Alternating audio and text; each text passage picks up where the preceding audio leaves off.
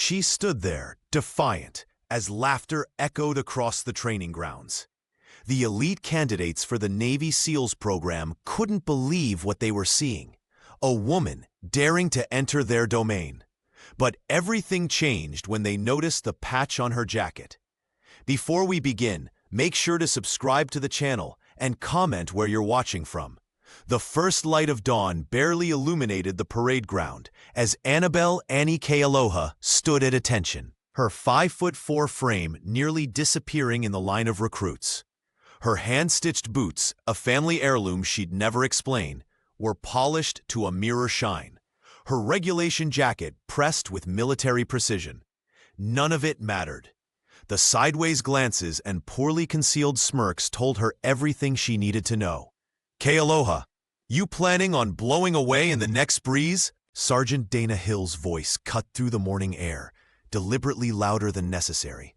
The training officer circled Annie like a shark, eyes narrowed. "Because I'm not seeing much to work with here." Laughter rippled through the formation.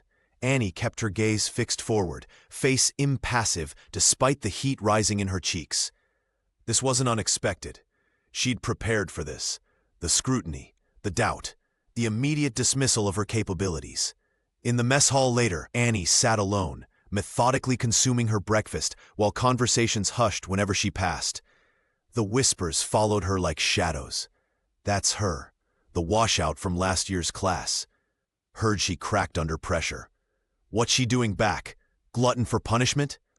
Marcus Brent, a recruit with shoulders like granite and an ego to match, deliberately bumped her tray as he passed. "Sorry, didn't see you there," he said with exaggerated innocence. "You're just so unimpressive." More laughter. Annie simply righted her water cup and continued eating. The obstacle course proved no different. While others attacked the walls and ropes with brute force, she moved with quiet efficiency, not the fastest, but never faltering. When she completed the course with a respectable time, Sergeant Hill merely checked her clipboard with a frown.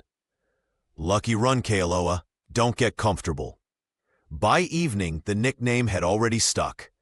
Annie overheard it first in the barracks as she meticulously organized her footlocker. "The librarian," a female recruit whispered, drawing snickers. "Looks like she should be shelving books, not carrying a pack." Leah Santiago, her bunkmate and one of the few who hadn't openly mocked her, studied Annie with curious eyes. "They always underestimate the quiet ones," she murmured, just loud enough for Annie to hear. That night, as lights out approached, Annie carefully removed her jacket, fingers briefly tracing the hidden seam where the patch lay concealed. The legacy sewn into that fabric weighed more than any rucksack they'd make her carry. Let them laugh. Let them call her librarian. The young woman folded her uniform with practiced precision, each crease perfect. They didn't know what she carried. They didn't know why she had returned. And for now, that was exactly how Annie needed it to be. The morning drill had been brutal, leaving everyone's muscles screaming in protest. Annabelle Annie Kealoha moved with practiced precision through the combat simulation course, her movements economical where others were flashy. The other recruits powered through obstacles with grunts and shouts, but Annie navigated with quiet focus, drawing unwanted attention to her different approach. "Move like you mean it, Kealoha," someone shouted from the sidelines. During the hand-to-hand combat scenario, Annie noticed Marcus Brent charging toward his opponent with reckless abandon. His ankle was about to twist on uneven ground. She could see it coming from the slight hesitation in his stride. Without thinking, she called out a warning and stepped slightly into his path, disrupting his momentum. Marcus stumbled to a stop, confusion replacing his aggressive stance. "What the hell, librarian?" he snarled, using the nickname that had stuck to her like mud. The drill sergeant blew his whistle. "Kealoha, we don't interrupt combat scenarios." "His ankle would have," Annie began. "Did I ask for your tactical assessment?" The sergeant's face reddened. "Or are you just afraid of a little contact?" Laughter rippled through the group.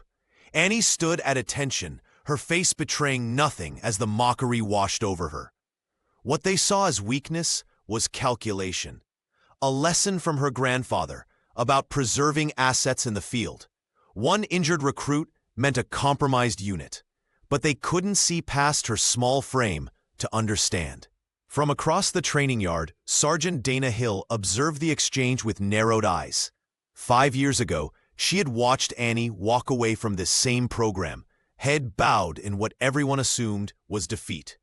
Now Hill found herself studying the young woman's composure with growing curiosity. "Still babysitting the others, Kealoha?" Hill asked later, approaching Annie as she cleaned her utility knife after field exercises.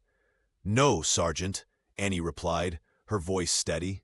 "Your previous exit from the program suggested you couldn't handle the pressure." Hill's words carried the weight of shared history. "I wonder if anything's changed." Annie's hands never faltered in their methodical movement. "Everything and nothing, Sergeant." Hill almost smiled at the cryptic response. "Your grandfather taught you that stoicism?" For a fraction of a second, Annie's rhythm broke before resuming. She offered no reply, her silence more telling than words. Later, alone in her bunk while others socialized in the mess hall, Annie traced the hidden stitching inside her jacket where the patch lay concealed. The pain of constant dismissal burned, but she channeled it into resolve, just as she'd been taught. Her upbringing had prepared her for this, to endure, to observe, to wait for the right moment. What none of them understood was that Annie hadn't failed years ago. She had chosen to walk away for reasons that remained her own. The field library was the quietest place on base, a small, weathered building that most recruits avoided, unless forced to study tactical manuals. Annie Kealoha found solace in its dusty corners, especially during the precious hour of free time before evening drills. That afternoon, she sat hunched over a worn table, surrounded by technical manuals most instructors couldn't decipher.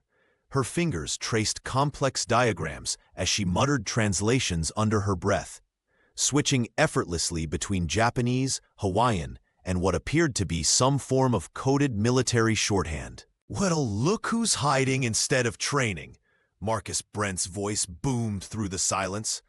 The tall recruit leaned against the doorframe, arms crossed over his chest.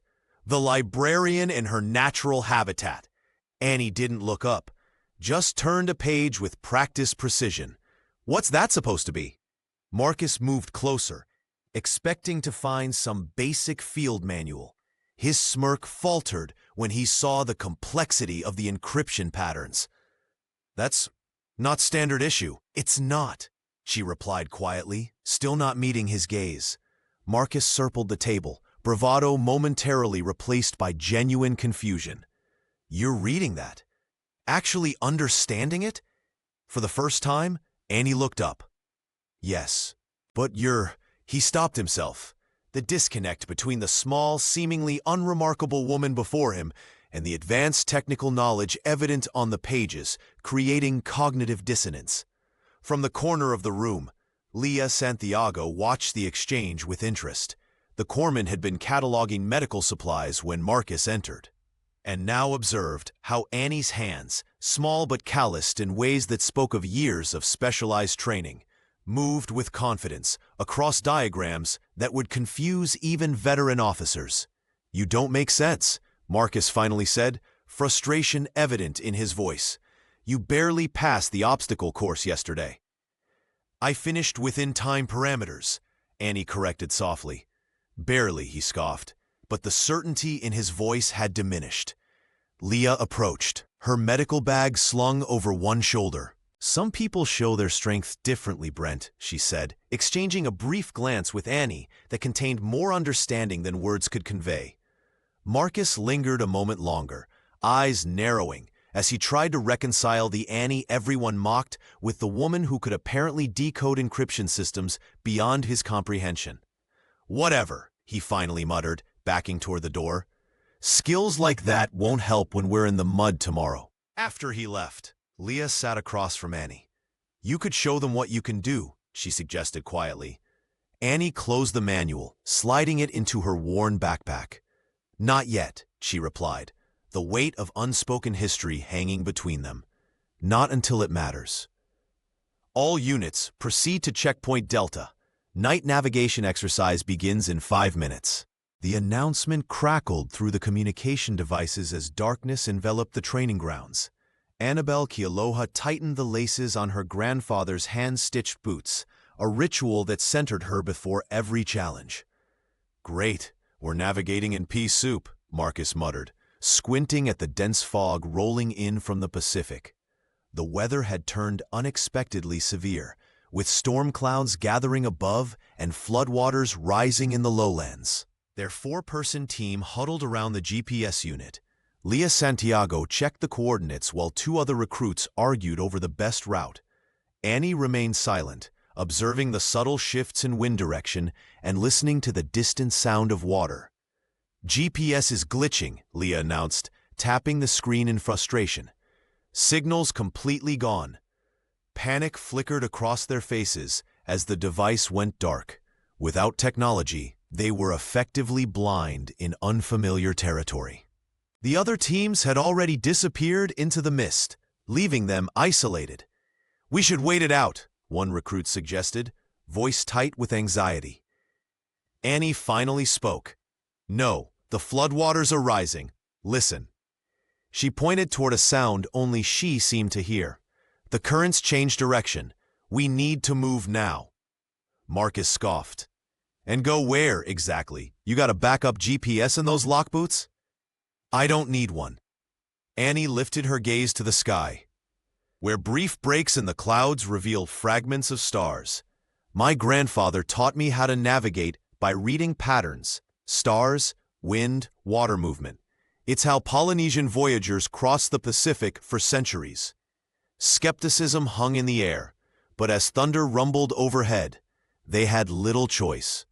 "This way," she said, leading them along a ridge they couldn't see but could feel beneath their feet.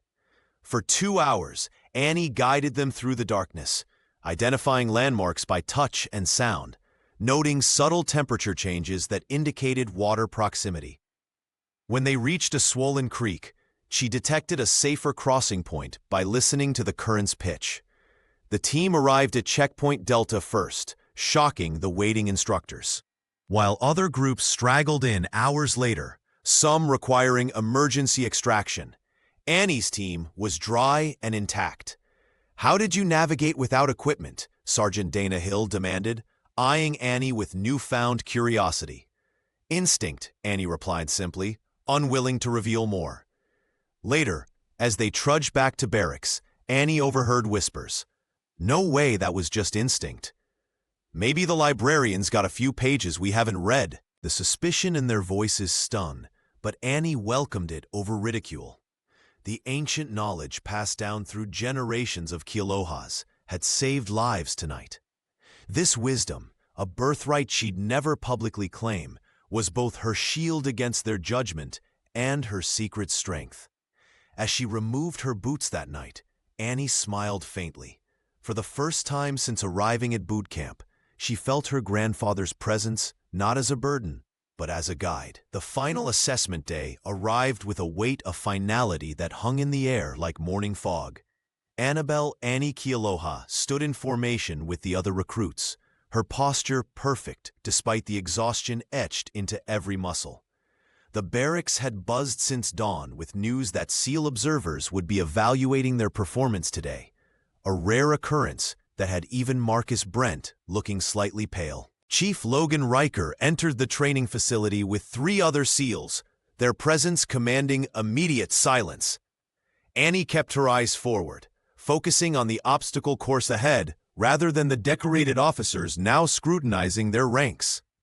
She had survived 5 months of ridicule and isolation. This was just one more day to endure. "Station 1, begin." Sergeant Hill's voice cut through the tension. The recruits moved through the course with practiced efficiency. Annie navigated each challenge methodically, scaling walls, crawling under barbed wire, and assembling equipment with quiet competence. Nothing flashy, nothing that would draw attention, just clean, disciplined execution. During the equipment check, a gust of wind blew through the open doors of the facility. Annie shrugged off her jacket to better access her gear, draping it over a nearby bench.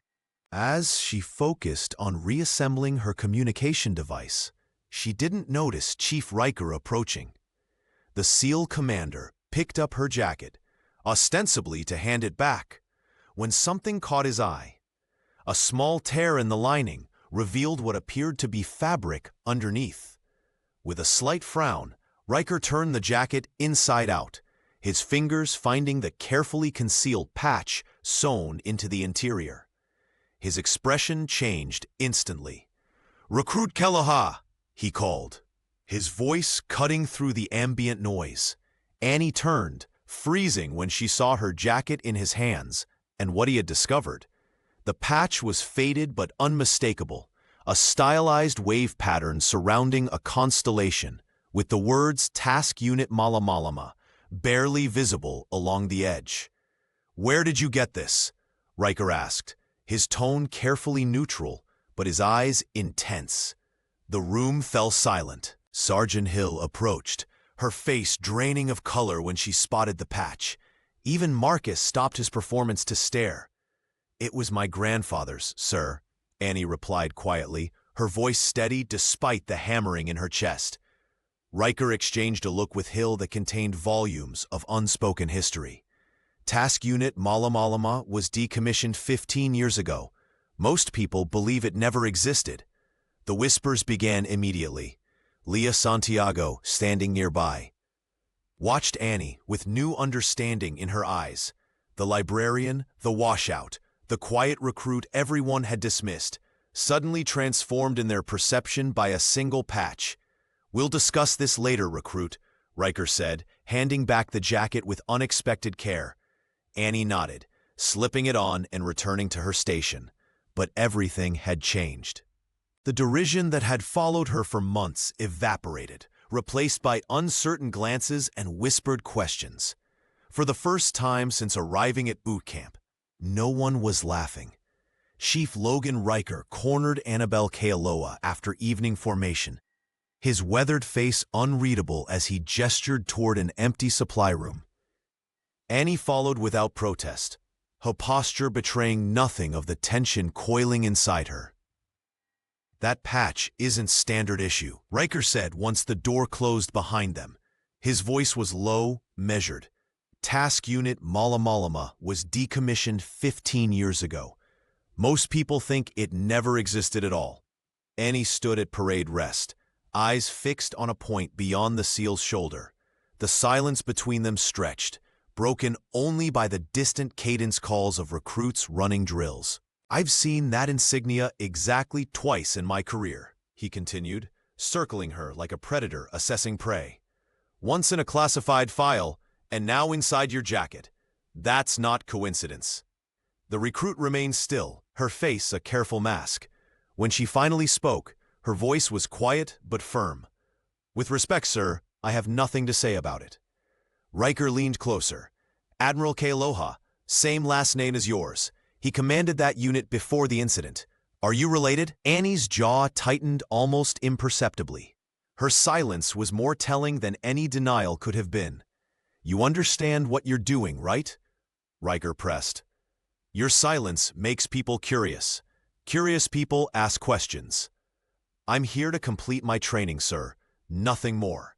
The SEAL studied her face, searching for cracks in her composure. "That patch carries weight, recruit. Weight you might not be prepared to bear."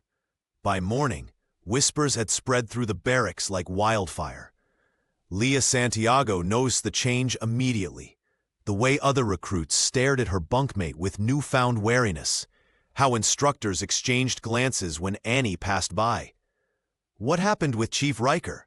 Leah asked quietly during morning prep. Annie methodically laced her boots, the hand-stitched ones that had drawn so much mockery weeks earlier. "Nothing important." Sergeant Dana Hill watched from across the yard, her clipboard clutched tightly. The sergeant's expression flickered between concern and something darker as she observed Annie's isolation growing by the hour. Marcus Brent, never one for subtlety, confronted Annie in the mess hall. "What's with all the secrecy, librarian? Suddenly everyone's treating you like you're special forces or something." She met his gaze evenly.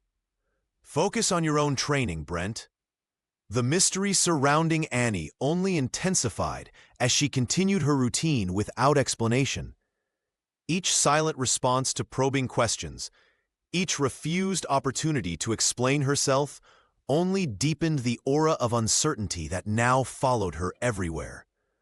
By nightfall, the entire camp was reassessing the quiet recruit they'd dismissed for months, wondering what other secrets might be hidden behind those calm, disciplined eyes. The targeting scope lay in pieces on the workbench, its internal components scattered like fallen stars. The range qualification was scheduled for 0600 hours, and without this equipment, Team Bravo would be disqualified. The Night Watch had already declared it beyond repair, suggesting they requisition a replacement that wouldn't arrive for 3 days. Annie Kealoha slipped into the equipment shed just after midnight, her footsteps nearly silent on the concrete floor. She glanced over her shoulder before pulling a small leather pouch from inside her boot. The tools inside weren't standard issue, hand-forged precision instruments passed down through generations of her family. "What exactly do you think you're doing, recruit?" Annie's hands froze mid-motion. Sergeant Dana Hill stood in the doorway, arms crossed. "The scope can be fixed, ma'am," Annie replied, her voice steady despite the intrusion. "I've worked with similar systems before." Hill's eyebrow arched. "Have you now?" Instead of answering, Annie's fingers moved with surgical precision, disassembling the damaged alignment mechanism. She worked methodically, her movements economical, almost ritualistic. The sergeant watched in silence as Annie extracted a hairline fracture in the calibration rod that everyone else had missed. "That's military-grade equipment," Hill finally said. "Where did a recruit learn to service specialized optics?" Annie kept working, her focus unwavering. "My grandfather taught me." Understanding flickered across Hill's face. She knew exactly which grandfather Annie meant. By the time Chief Riker appeared an hour later, Annie was reassembling the outer casing. The SEAL leaned against the doorframe, observing her technique with professional interest. "That's not standard procedure," he noted, nodding toward her unusual tools. "No, sir," Annie acknowledged, testing the scope's alignment. "But it works." When she finished, the targeting system functioned better than factory specifications. Annie packed her tools away, sliding them back into her boot with practiced ease. "You could have mentioned your technical skills during intake," Hill said. Annie looked up, her expression carefully neutral. "Would it have mattered, ma'am? Or would it have just been another reason to question why I'm here?" The question hung in the air between them. Riker stepped forward, taking the scope and examining Annie's work with expert eyes. "Team Bravo will appreciate this," he said finally, "though they'll never know who saved their qualification." "Better that way, sir," Annie replied. As she turned to leave, Riker and Hill exchanged knowing glances. This wasn't just mechanical aptitude. This was specialized training, the kind reserved for elite operatives, not first-phase recruits. The mystery of Annabelle Kealoha deepened with every passing day. The first note appeared tucked beneath Annie's pillow, a folded piece of paper with coordinates and a single phrase, "Malamalama never sets." Annabelle Kealoha stared at it, her fingers tracing the familiar navigational points that corresponded to a remote Pacific atoll. She glanced around the empty barracks, wondering who had breached her personal space. 3 days later, another message appeared inside her field manual. "The mission that never happened still haunts us all." This time, Annie recognized the handwriting. The sharp angles and precise lettering belonged to Sergeant Dana Hill. The training officer had been watching her with increasing intensity since Chief Riker had noticed the patch. "You're getting mail?" Leah Santiago whispered one evening, catching Annie studying the third note. The perceptive corpsman had become Annie's closest ally in the barracks, offering silent support when others continued their mockery. "Not exactly," Annie replied, carefully folding the paper that read, "Your grandfather knew the cost. Do you?" She tucked it into her boot, the hand-stitched leather that had once belonged to Admiral Nakoa Kealoha himself. During a night exercise, Hill deliberately paired herself with Annie, hanging back as the other recruits moved ahead through dense vegetation. "You recognize the cipher system, don't you?" the sergeant asked quietly, her voice barely audible above the crickets. Annie nodded. "My grandfather taught me before I could read standard English." "Then you understand what I'm trying to tell you." Hill's eyes darted around, ensuring they weren't overheard. "There are things about Task Unit Malamalama that were buried for a reason." "Because of what happened on the last mission?" Annie pressed. The sergeant's face hardened. "Because of what they said happened. The official record and the truth aren't always aligned." She pulled a small waterproof container from her pocket. "This is the last message I'll risk passing to you." After this, we never had this conversation. That night, alone in the bathroom stall, Annie opened the container to find a faded photograph. 5 men and 1 woman standing before a helicopter, their faces partially obscured by tactical gear. On the back, written in the same cipher as the notes, "The betrayal came from within. History repeats." As she studied the image, Annie recognized her grandfather's stance, the way he held his shoulders, even behind the gear. And beside him, younger but unmistakable, stood Sergeant Hill, the weight of unspoken history pressed down on Annie's shoulders. Whatever had happened to Task Unit Malamalama, whatever shadow her grandfather had cast over the program, Hill had been there. The sergeant's current position, her watchful eyes, her cryptic warnings, all pointed to a regret that had shaped her career, just as it had shaped Annie's life. The burden of truth grew heavier with each piece of the puzzle Annie collected. The joint field exercise had been going for 6 hours when the explosion ripped through the morning air. Annabelle Annie Kaloa's head snapped toward the sound before anyone else reacted. She was moving while others still processed what they'd heard. "Man down!" someone shouted from the eastern ridge. Annie sprinted across uneven terrain, her inherited boots gripping the earth with practiced stability. She spotted the smoking utility vehicle first, then Marcus Brent's body, half-pinned beneath it. The brash recruit lay motionless, blood trickling from a gash above his eye. "Get the medic," a panicked voice called out, but Annie was already sliding into position beside Marcus. "Stay back," she commanded with unexpected authority. Her small hands moved with surgical precision, checking his airway and pulse before examining the vehicle. "This wasn't an accident," she muttered, spotting the telltale signs of tampering beneath the chassis. The young woman stabilized Marcus's neck and assessed his injuries with the confidence of someone who'd done this countless times before. She applied pressure to a wound on his leg, using strips torn from her own uniform. "How did you know?" Chief Riker asked, appearing silently beside her as other instructors secured the perimeter.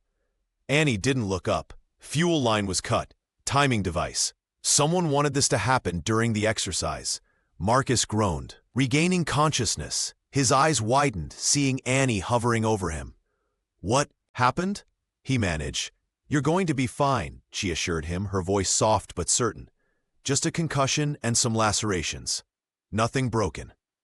Sergeant Hill arrived with the medical team, her expression grim as she surveyed the scene. "Kealoha, how did you get here so fast?" Annie simply shook her head, continuing to work. "I recognized the sound pattern, not a standard backfire." As the corpsman took over, Marcus grabbed Annie's wrist. "You saved me," he said, confusion replacing his usual arrogance. "Why?" She met his gaze steadily. "Because that's what we do." The incident sent shockwaves through the camp. Security protocols tight. Leah Santiago slid onto the bench across from her. "They're all looking at you differently now," the perceptive corpsman observed. Annie shrugged. "They're just confused." "No," Leah corrected gently. "They're seeing you for the first time." Later, Marcus approached Annie's bunk, humility evident in his halting steps. "I've been wrong about you," he admitted. "Thank you for today." Annie nodded once, accepting his words without elaboration. As lights out was called, The narrative around the librarian had begun to fracture, replaced by uncomfortable questions about who Annie Kealoha really was, and what else she might be hiding. Chief Logan Riker found Annie alone by the obstacle course, his face unreadable in the fading light. He gestured toward a secluded spot beneath a twisted pine, away from prying ears. "Annabelle Kealoha," he said, her full name hanging between them like an accusation. "That patch isn't just some souvenir, is it?" Annie remained silent, her eyes fixed on the horizon. "Task Unit Malamalama," Riker continued, his voice dropping. "A ghost unit most people think never existed, officially disbanded after a betrayal that cost 9 lives." He studied her face for any reaction. "Your grandfather's unit." The wind picked up, carrying the distant sounds of recruits returning to barracks. Annie's fingers instinctively touched the spot on her jacket where the patch lay hidden. "Admiral Nakoa Kealoha was a legend before he went rogue," the SEAL said. "Disobeyed direct orders. Some called it treason." He paused. "Others called it heroism." Annie finally met his gaze. "Why are you telling me this?" "Because someone's been accessing classified files about the unit. Someone with connections to this boot camp." Riker leaned closer. "And suddenly, here you are, carrying his legacy sewn into your clothes. You think I'm a security risk?" Her voice remained steady despite the accusation. "I think there's a leak in the candidate pool.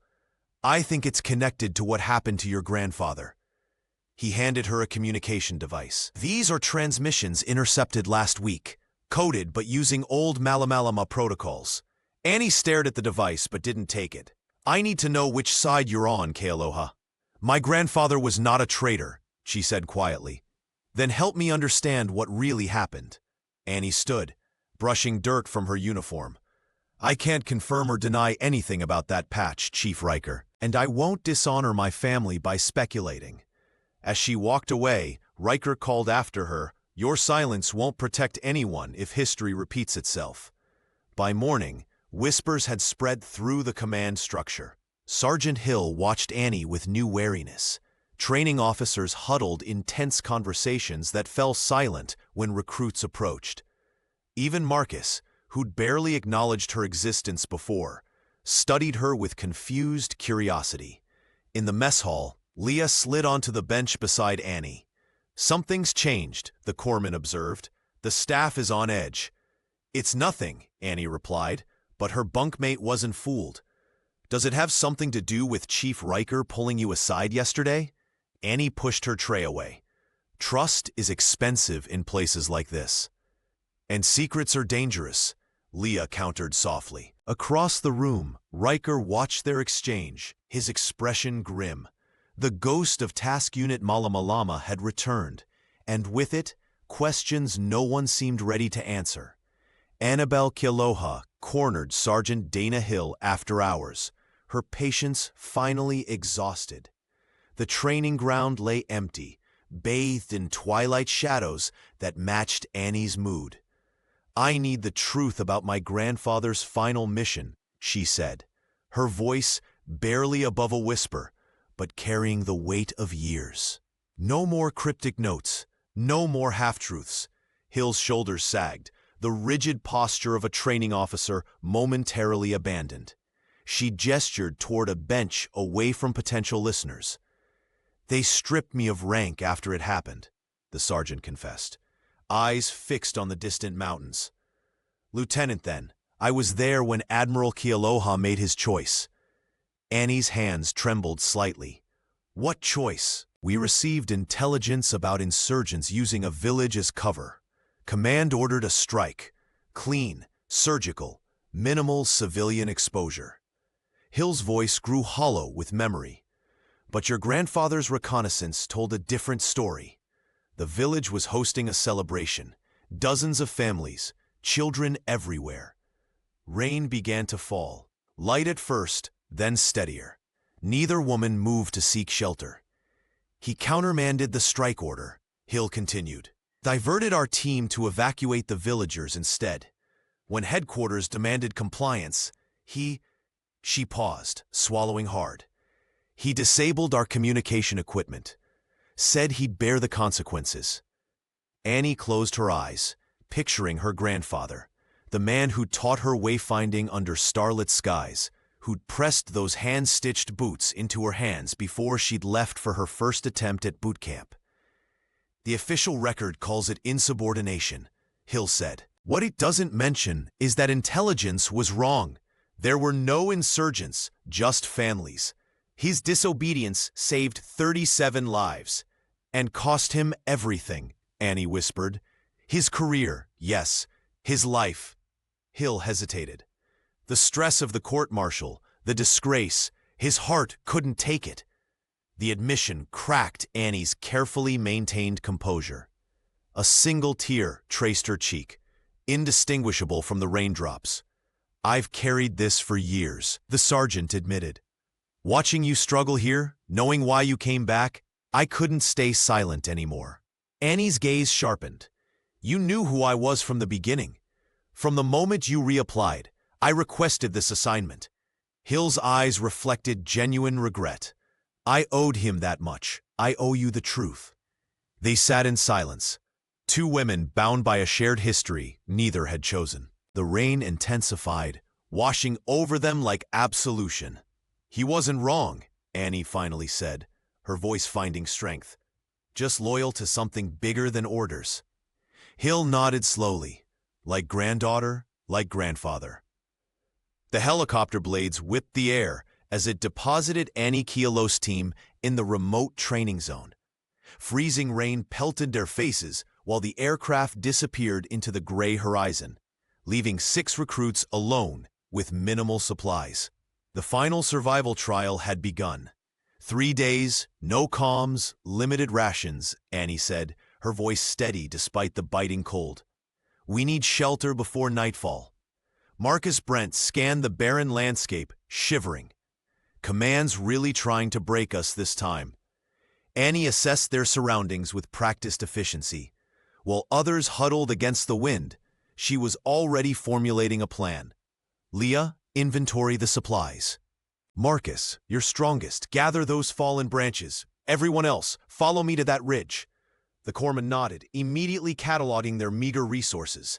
For the first time since training began, no one questioned Annie's authority. The harsh conditions stripped away pretense, leaving only capability as currency. By dusk, they'd constructed a sheltered camp against a rock face. Annie had positioned it precisely to block the northern winds while capturing heat from their small, carefully managed fire. As temperatures plummeted, her teammates huddled close, watching her hands work methodically. My grandfather taught me to read weather patterns, she explained, using a stick to draw on the dirt. Tomorrow's storm will come from the west. We'll move at first light, using the ravine as cover. Leah studied her friend's face in the firelight. You've done this before. Annie smiled faintly. Different mountains, same principles. When dawn broke with brutal clarity, the team followed her lead through treacherous terrain. Where other groups relied solely on military protocols, Annie blended tactical training with ancestral knowledge. She identified edible plants, found water sources, and navigated without instruments, skills passed down through generations of Pacific Islanders who had survived far worse than a military exercise. On the second day, when two teams became hopelessly lost in the whiteout conditions, it was Annie who coordinated their rescue, using hand signals and environmental markers to guide everyone to safety. How did you know? Marcus asked later, his earlier arrogance replaced with genuine respect. The birds changed direction, she replied simply. Nature speaks if you listen. By the final extraction point, Annie's team arrived not just intact, but thriving, the only group to complete all objectives with energy to spare. As the transport vehicle approached, Chief Riker stood watching, his expression unreadable. Kialoha, he called as they loaded up.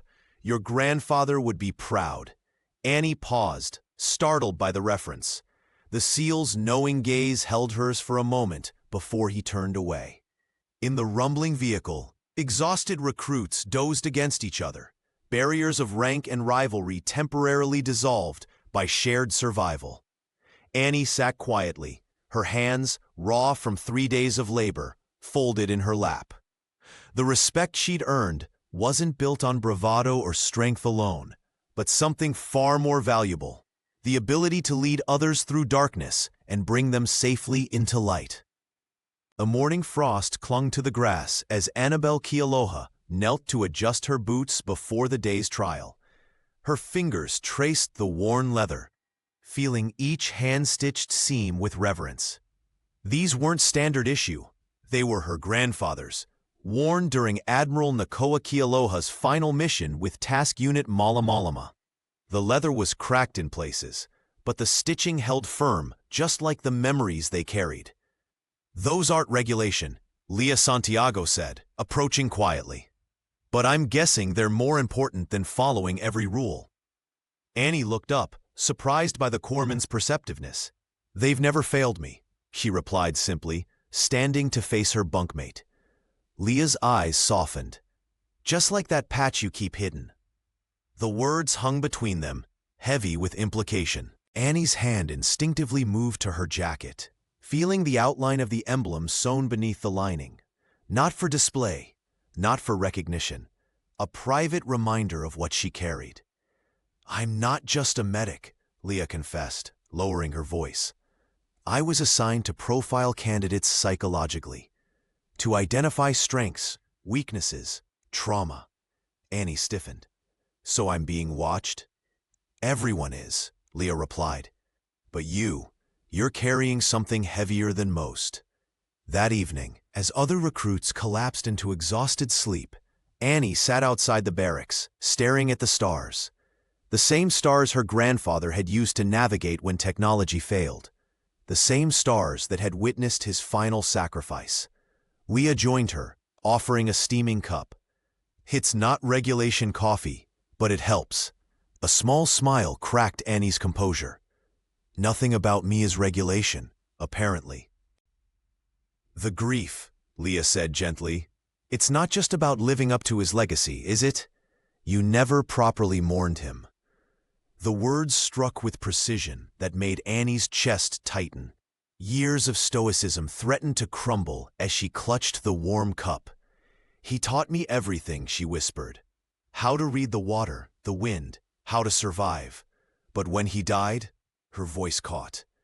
"When they dishonored his name, I couldn't even defend him publicly." Leah placed a hand on Annie's shoulder.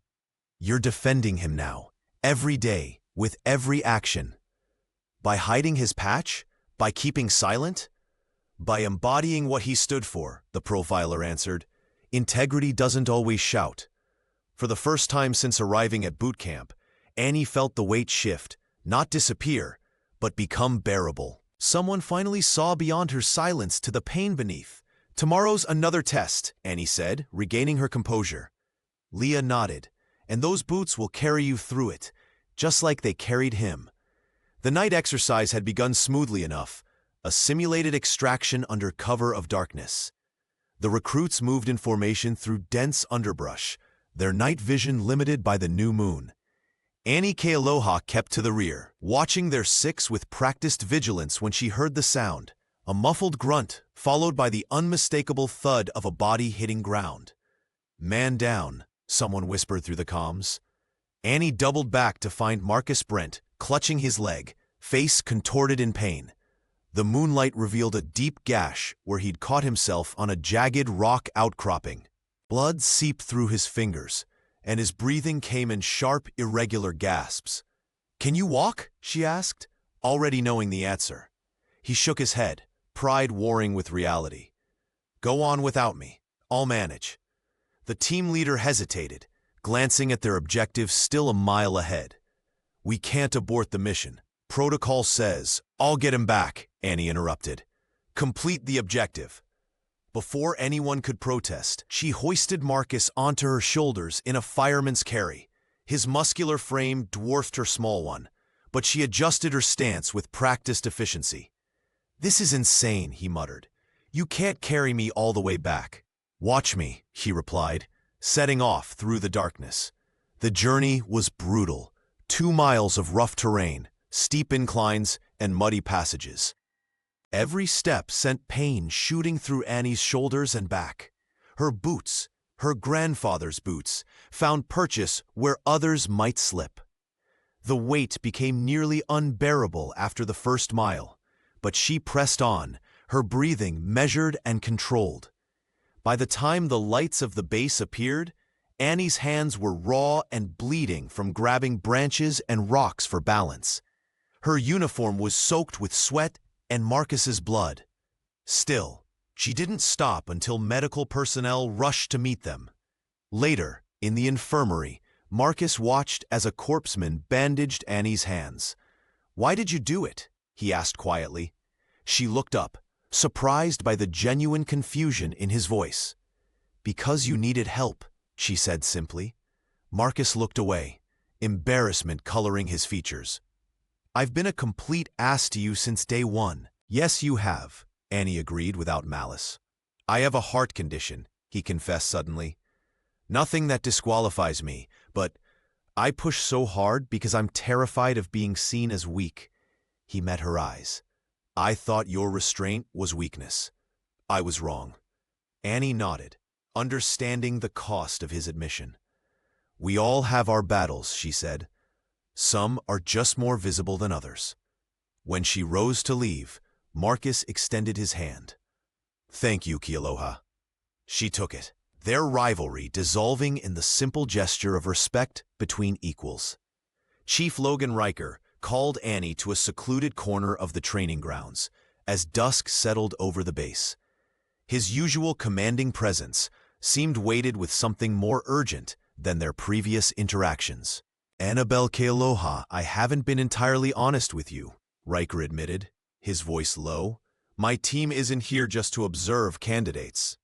Annie stood at ease, her expression revealing nothing. "I suspected as much, sir. That patch you keep hidden, it's why I'm here." The SEAL leaned against a utility vehicle, scanning the perimeter before continuing. "Task Unit Malamalama has been officially disbanded for years. But someone's been accessing classified files about their operations, files that shouldn't exist anymore." The revelation hung between them like smoke. Annie's grandfather's unit, the elite Pacific Reconnaissance Team, whose existence had been nearly scrubbed from military records, was somehow active again. "We believe there's a mole in the candidate pool," Riker continued. "Someone feeding intelligence to a private military contractor with ties to former special forces. Your presence here, with that patch, triggered all kinds of alarms." Annie's mind raced through faces and interactions from the past months. "Is that why Sergeant Hill has been watching me so closely?" "Hill knows more than she lets on. She was there during your first attempt at Bootcamp." A memory flashed. Annie packing her belongings in silence, Sergeant Hill's disappointed gaze following her out. "The records show you were dismissed for insubordination," Riker said, studying her reaction. But Hill finally admitted the truth. "You took the fall for another recruit who would have faced dishonorable discharge, a single parent who needed the military benefits." Annie's jaw tightened. "That was private, sir." "Nothing's private when national security is concerned, Kealoha." The SEAL's expression softened slightly. "What I can't figure out is why someone with your skills would sacrifice their career that way, only to return and hide those same skills.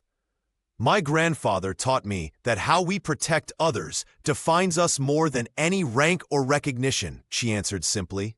Riker nodded slowly. "Admiral Nakoa would be proud, but now I need your help identifying our leak before they compromise more than just old files." Annie thought of Marcus, who'd gone from tormentor to reluctant ally. Of Leah, whose watchful eyes seemed to see more than most. Of the instructors who dismissed her as insignificant. "I'll help," she said finally, "but on one condition. When this is over, I want the truth about my grandfather's last mission. All of it." Riker extended his hand. "Deal." As they shook, Annie realized the weight she'd carried since childhood, the burden of silence and sacrifice. might finally serve a purpose greater than her own redemption. Annie Kealoha sat cross-legged on her bunk, spreading Sergeant Hill's cryptic notes across the thin mattress. The handwriting varied, some hastily scrawled during night watches, others meticulously penned in quiet moments. What had seemed like disjointed warnings now formed a pattern when arranged chronologically. "You've been at this for hours," Leah Santiago whispered, keeping watch at the barracks door. "Find anything?" Annie nodded, tracing her finger along a series of dates. Supply inventory discrepancies, communication blackouts, training schedule changes, all coinciding with external data transmissions. She tapped a specific note. "And always when Lieutenant Mercer is on duty." Mercer, the quiet, efficient communications officer who'd been with the program for 9 years. The man who processed every piece of intel, every personnel file, including those of Task Unit Malamalama. "We need Riker," Annie said, gathering the papers. Chief Rogan Riker listened intently in the shadow of the equipment shed, his face hardening as Annie laid out her evidence. The SEAL's eyes narrowed at the mention of Mercer. The targeting scope sabotage, the navigation exercise failure, they weren't random, Annie explained. "Someone's been testing our vulnerabilities, gathering intelligence on our response protocols." "For what purpose?" Riker asked, though his tone suggested he already knew. "There's a rogue unit operating off-grid," Annie said. "Ex-Special Forces, dishonorably discharged after my grandfather's last mission. They've been planning something for years." Riker nodded grimly. "And Mercer's their inside man. Together, they devised a trap. Annie would request access to classified task unit files, something that would require Mercer's authorization and presence. Meanwhile, Riker would monitor the communications hub for unauthorized transmissions. The plan unfolded the next morning as recruits prepared for their final evaluation. Annie approached Mercer with her request, watching carefully as his fingers twitched slightly against his uniform pocket. "Curious about your heritage now, Kealoha?" he asked with practiced casualness. "My grandfather deserves the truth," she replied, meeting his gaze steadily. 20 minutes later, alarms blared across the compound. Riker had intercepted Mercer's transmission. Coordinates, security protocols, and a simple message. "Kealoha knows. Move timeline forward." The confrontation happened in the command center, with Mercer surrounded by Riker's team and Annie holding the damning evidence. The lieutenant didn't resist, his face a mask of cold defiance rather than shame. "You don't understand what your grandfather did," he spat at Annie, "the people he betrayed." As Mercer was led away in restraints, the base commander ordered immediate lockdown. Recruits huddled in barracks, whispering theories. Marcus found Annie amid the chaos, his expression grim. "Is it over?" he asked. Annie shook her head, the weight of her grandfather's legacy pressing down harder than ever. "No," she said quietly. "I think it's just beginning." The piercing wail of alarms shattered what should have been a routine final exercise. Red emergency lights bathed the training grounds in an eerie glow as Annabelle Annie Kealoha registered the unmistakable sound of live rounds, not blanks, tearing through the night air. "This isn't part of the drill," she shouted, diving behind a concrete barrier. Her fellow recruits froze momentarily. Confusion etched across their faces until a bullet splintered the wood beside Marcus's head. "Everyone down!" Annie commanded, her soft voice suddenly carrying the weight of authority. The rogue faction had breached the perimeter, turning their simulated combat into a desperate fight for survival. Through the smoke, she spotted Leah Santiago applying a tourniquet to a wounded instructor. "Leah, get the injured to the communications bunker," Annie called out, already formulating a defensive strategy. The corpsman nodded grimly, understanding the gravity of their situation. Annie's mind raced through her grandfather's tactical lessons, lessons she'd internalized long before ever stepping foot in this boot camp. "Marcus, take 3 recruits and secure the eastern approach. Create a bottleneck at the utility vehicle depot." The once brash recruit, now her trusted ally, moved without question. Their earlier rivalry seemed trivial in the face of real danger. Annie crawled to a fallen officer, retrieving his communication device. Static crackled as she established contact with the command center. "This is Kealoha. We have hostiles with live ammunition at the North Training Quadrant, requesting immediate backup." Chief Riker's voice cut through the chaos. "Kealoha, we're pinned down at the barracks. Can you hold position?" "Affirmative," she responded, already directing 2 recruits to distribute the limited protective gear. When a flashbang grenade landed near their position, Annie didn't hesitate. She scooped it up and hurled it back toward the attackers with practiced precision, buying precious seconds for her team to reposition. "How did you know to do that?" a wide-eyed recruit asked. Annie didn't answer. Instead, she whispered a traditional Hawaiian chant, the same one her grandfather had taught her to focus the mind during chaos. The words centered her as she coordinated their defensive perimeter, using hand signals and quiet commands that reflected years of unseen training. Through smoke and gunfire, she caught Riker watching her from across the field, recognition dawning on his face as she employed tactics unique to Task Unit Malamalama. Annie wasn't just surviving. She was implementing advanced counter-assault procedures that weren't taught in any standard military curriculum. As bullets tore through the training grounds, the line between recruit and warrior vanished. Annie stood revealed, not as the quiet failure they had mocked, but as the leader she had always been, forged in a legacy of service that transcended rank or recognition. The sound of gunfire echoed across the training grounds as Annabelle Annie Kealoha pressed her back against a concrete barrier.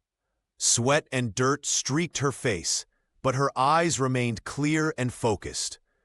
When a stray bullet tore through her sleeve, the fabric ripped away to reveal intricate tattoos spanning her forearm. Traditional Polynesian symbols intertwined with modern military insignias. "Fall back and regroup," she commanded. Her voice no longer soft, but resonant with authority. The recruits who had once mocked her now moved without question, following her lead through the chaos. As Annie signaled the team to flank the attackers, Chief Logan Riker noticed the revealed markings on her skin. The symbols told a story of ocean navigation, of warrior lineage, of sacrifices made across generations. In that moment, he understood that what they'd all mistaken for inexperience was actually restraint. "Cover the east perimeter," Annie shouted, then began a rhythmic chant under her breath, words passed down from her grandfather. The cadence guided her movements as she calculated angles and positions, just as Admiral Kealoha had taught her to read stars and currents. Marcus Brent, now fighting alongside her instead of against her, watched in awe as she coordinated their defense with uncanny precision. "How did we ever think she was weak?" he muttered to Leah Santiago as they followed Annie's signals. "We saw what we expected to see," the corpsman replied, loading her weapon. "She never corrected us." When the attackers breached the west entrance, Annie didn't hesitate. She moved with fluid grace, disarming the first assailant with techniques that weren't taught in any standard military manual. Her grandfather's voice seemed to guide her hands. The same hands that had repaired scopes and navigated by stars now turned away danger with practiced efficiency. "Kealoha," Riker called, sliding beside her as bullets peppered the wall above them. "We need to secure the communications hub." Annie nodded, her mind already mapping the safest route. "Three-point formation," she instructed. "Santiago on medical, Brent covering R6. As they moved through the compound, Riker watched her lead with a confidence that had always been there, merely waiting for its moment. When they reached a critical juncture, he made a decision. "Lieutenant," he said, the title deliberate and earned. "What's your call?" Annie paused, the weight of the word settling on her shoulders. For the first time, her legacy wasn't a burden but a foundation. She gestured toward the North Corridor, her torn sleeve revealing more of the tattoos that connected her to generations of warriors. "We end this," she said simply, "the way my grandfather would have." The base commander's office was unnaturally quiet as the last reports were filed. 3 days had passed since the attack, and the compound still bore the scars of gunfire and explosions. Annabelle Kealoha stood at parade rest, her uniform pressed despite everything that had happened. The conspiracy had been fully exposed, a network reaching from within the training facility all the way to former operatives seeking to exploit classified Pacific operations data. "At ease, Kealoha," the commander said, sliding a folder across his desk. "The official commendation will come later." Annie nodded, her eyes drifting to the window where Sergeant Dana Hill was cleaning out her office, packing personal items into a cardboard box. The training officer had finally admitted her role in covering up the truth about Task Unit Mala Mala Mala and Admiral Kealoha's final mission. Her confession had been the missing piece, confirming what Annie had suspected all along. Her grandfather had disobeyed orders not out of treachery, but compassion. Outside, Hill paused her packing when she noticed Annie watching. The sergeant's shoulders straightened as she offered a crisp, formal salute through the glass. It wasn't forgiveness, but acknowledgement of truth, of sacrifice, of respect hard-earned. Annie returned the salute, her throat tight. Later, in the empty barracks, she sat on her bunk, fingers tracing the worn edges of her grandfather's patch. The sound of footsteps made her look up to find Leah Santiago approaching, medical kit in hand. "You haven't let me check those cuts yet," the corpsman said softly, gesturing to Annie's bandaged forearm where shrapnel had caught her during the firefight. "I'm fine," Annie replied automatically, the same response she'd given to everything for years. Leah sat beside her, setting down the medical supplies. "You don't have to be fine all the time." Something in the gentleness of those words broke through defenses Annie had maintained since childhood. Her hands began to tremble, then her shoulders, until finally the tears came, not in a dramatic flood, but in quiet, shuddering waves. All the years of carrying her grandfather's legacy, of enduring mockery and doubt, of fighting to prove herself worthy of a name she couldn't even claim publicly. Leah's arms encircled her, steady and warm. "Let it go," she whispered. "You've carried it long enough." For the first time since receiving news of her grandfather's death, Annie allowed herself to truly grieve, not just for him, but for the years spent in silence, for the truth that had been buried, for the weight she'd shouldered alone. When Marcus appeared in the doorway, he quietly backed away, giving them privacy.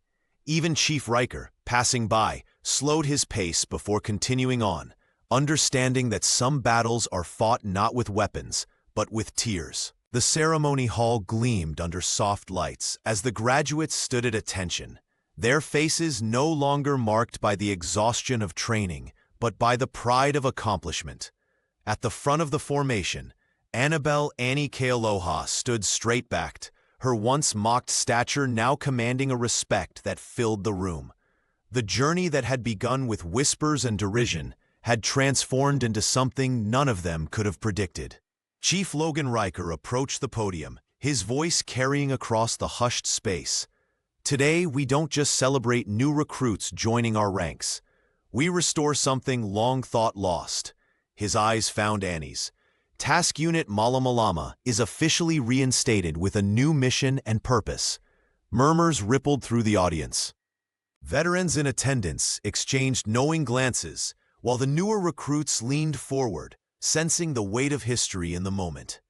Annie felt Leah Santiago squeeze her arm briefly. Her friend's eyes shone with quiet pride. Nearby, Marcus Brent stood tall despite his healing injuries, offering a respectful nod that would have been unimaginable months ago. Riker descended from the stage, carrying a sealed folder. "Annabelle Kealoha," he called formally. "Step forward." The young woman advanced, her hand-stitched boots moving silently across the polished floor. The metal tags were worn smooth from years against her grandfather's chest. Admiral Nakoa Kealoha's name was still legible, a testament to a legacy once tarnished, now restored. "He would be proud," Riker added, stepping back and offering a formal salute. Annie returned the gesture with perfect form, her eyes clear and steady. Later, as the ceremony transitioned to celebration, she found a quiet corner. Opening her jacket, she carefully placed the blank patch beside the faded one that had started it all, the one that had caught Riker's eye and changed her path. "So what symbol will you choose?" Leah asked, appearing at her side with 2 glasses of water. Annie accepted the drink with a smile. Something that honors both past and future. Something that reminds us why we serve. From across the room, she caught sight of Marcus in animated conversation with some of the other graduates. The recruit, who had once been her harshest critic, now spoke of her with respect. The transformation wasn't just hers, it belonged to all of them. "This time," Annie said, closing her jacket over both patches, "I carry this legacy not in secret, but in honor."